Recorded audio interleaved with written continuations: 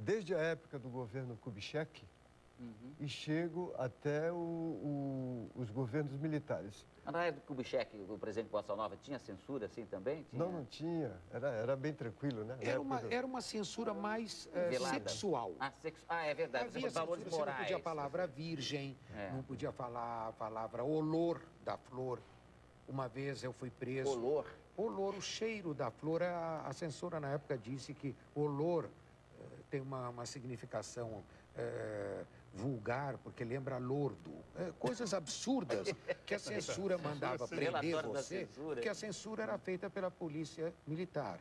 Foi aí... Ah, era polícia militar? No fundo eles tinham o poder da censura. Não, mas tem aquelas duas senhoras, qual é o nome que é? Denise? Não. Não, tivemos algumas Dulcineia? famosas. Como é que era? Dona Judite... Na ditadura teve a Solange Hernandes. Solange, doutora Solange. Doutora Solange. Ela proibiu uma música minha que não tinha nada a ver. Qual era? Falava outra face das rosas, dos amores e das flores. Meu amigo, nada espere, porque as rosas são vaidosas, como todas as mulheres. Mas são raras, mas são caras, mas os homens gostam delas.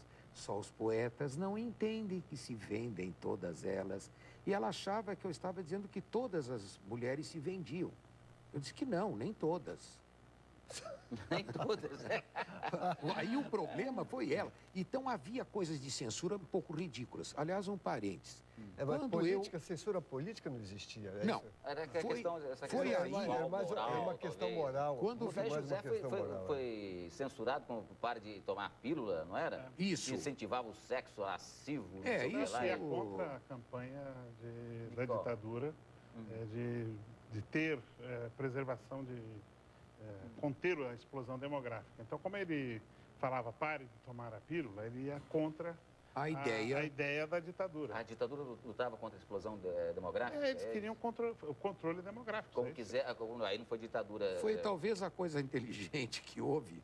O professor Ocimar Coutinho, ele tem dito, durante muito tempo, que o Brasil ou parte para o controle de natalidade e planificação familiar, ou vai explodir como outros países que explodiram sem a possibilidade de ter capacidade de alimentação para o povo. O Brasil não tem pouca escola, tem muito aluno.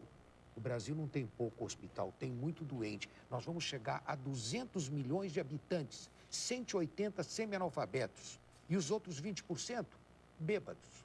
Então, está na hora de começar a educação e o controle da natalidade. Mas ainda estávamos no regime alegre, tempo de Juscelino Kubitschek, depois Jango. Eu soube até pela maçonaria uma vez que eu estava na lista da Marinha e que iria estourar uma revolução no Brasil. Tive a sorte de saber isso 3 meses antes de muitos jornalistas e muita gente do Exército, porque a maçonaria já sabia que havia uma revolução. E de março de 64? Claro, e foi em dezembro de 63 eu já sabia. O golpe já estava previsto. Professor? Foi golpe, né? Foram 2 golpes. O primeiro foi feito... 61? O primeiro foi feito em Minas Gerais, pelo Magalhães Pinto e toda a sua equipe. Exato. E o segundo golpe foi feito em cima dos militares que não queriam, que queriam deixar o poder. E um grupo de militares que queria o poder, deu o segundo golpe. Houve 2 golpes. Um golpe em cima do próprio golpe que havia e tem um anterior que ele se refere, o Lucas se refere ao João Goulart, por exemplo, do parlamentarismo. Aí foi uma tentativa. Mas esse foi um golpe. Esse golpe do qual... O país era presidencialista. Ele assumir, teve que passar, não foi isso? Na realidade, o golpe foi tentado desde o fim da Segunda Guerra, foi tentado. Com o governo do Getúlio, teve toda uma campanha que era golpista, né? Mas isso daí a gente fica até... deixa na conta de luta Agora, democrática. o Getúlio, muita gente... Mas pode falar. Durante o governo do Juscelino, teve várias tentativas de golpe. Foi. Jacareacanga, Aragarças, foram levantes militares que eles achavam que ia puxar uma grande rebelião para derrubar o Juscelino. Porque eles queriam, não era o Juscelino, não eram os comunistas, eles queriam tomar o poder.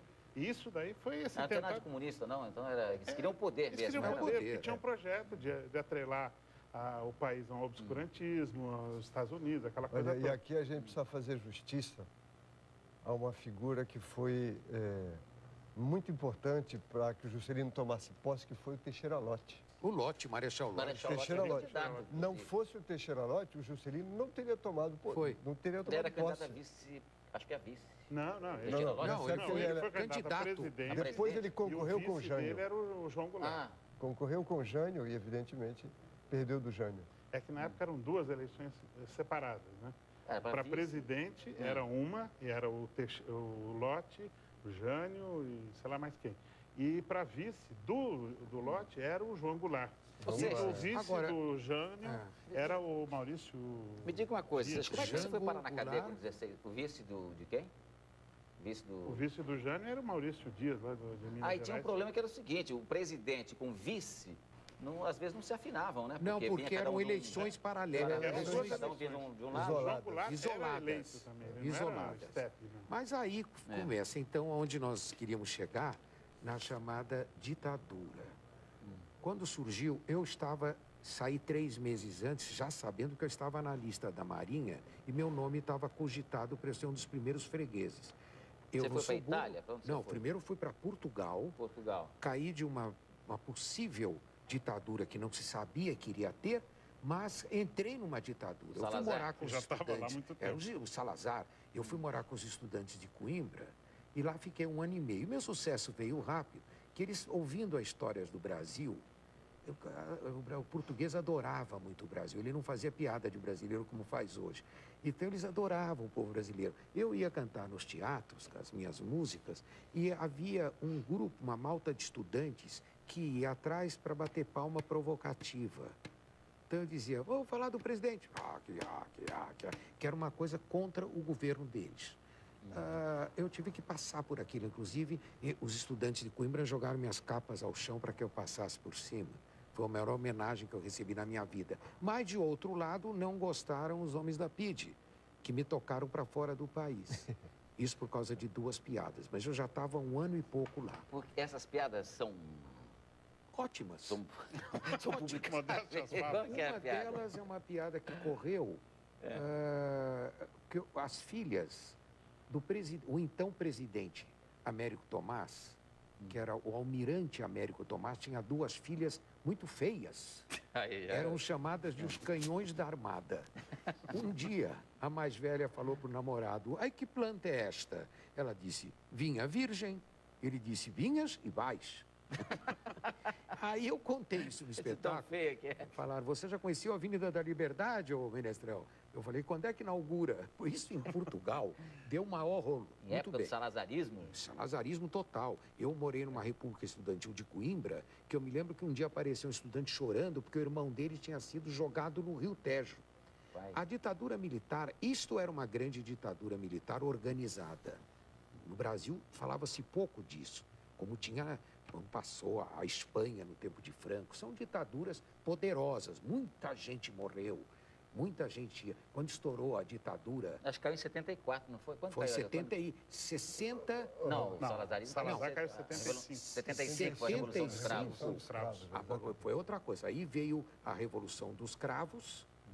Chico Buarque fez até a música, foi bonita a festa, pá. Ali já Fiquei Portugal contente. já estava já mais livre. Censurada no Brasil. Bobagem, porque ali já estava livre, Portugal já sabia tudo o que ia acontecer e eles começaram a enxergar que aquilo não funcionou mesmo. E o tempo de Salazar, o Estado ficou rico e o povo ficou pobre. O que tentaram fazer com a chamada ditadura econômica que nós tivemos não há muito tempo, em que com a caderneta de poupança, o governo ia ficando rico e o povo ia ficando pobre. Eu penso ao contrário, que o governo não precisa ser rico, o povo tem que ser rico.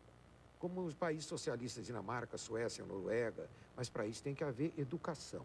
Gozado. Para haver educação não chega lá. Porém, Claro. com a ditadura, teve coisas muito gozadas, que eu fazia música aqui, ia para a Itália, ficava lá o tempo que eles me mandavam ficar, 2 anos, 3 anos. De lá eu fazia a música, vinha e cantava quando me deixaram a primeira vez voltar ao Brasil, em 67, quando eu teria como uma desculpa pública ir ao porta-aviões. Eu fui, Seria como se redimir, talvez? exato, de mostrar que não era uma coisa tão ruim para ter feito a música. Eu olhei, cantei para eles todos no porta-aviões, foi uma homenagem bonita, até comigo o Marcos Vale e o Paulo Sérgio Vale, que Olha, estavam os naquele irmãos dia. Vale, né? E aí eu cantei a música lá, o comandante falou, o que você achou do nosso A11?